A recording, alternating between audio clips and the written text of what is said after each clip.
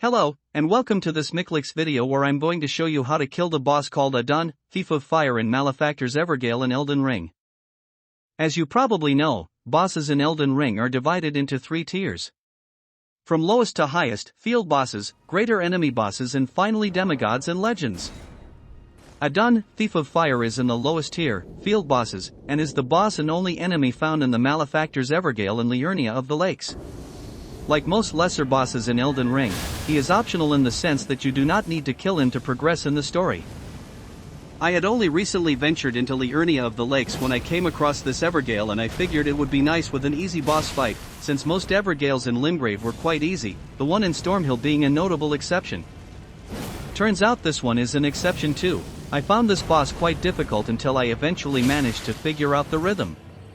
The most important hint is probably to stay well away from the big floating fireball he summons, as it likes to explode and give people who are too close a medium roast. For someone who is so known for stealing fire that it's in his title, he sure seems willing to give it back as he uses it a lot. And when he's not spewing flames or summoning mean fireballs, he attempts to bash in a certain completely innocent tarnished's head with a flail. And it's not a slow flail, it's a really fast flail. According to game lore, Evergaols are some sort of infinite prisons that the prisoners will never, ever escape from. They'll be stuck there for all eternity. That seems a bit harsh in general, but for this guy I'm starting to think it's very fitting. Not only is he a thief, he's also quite violent, aggressive, and just straight up annoying.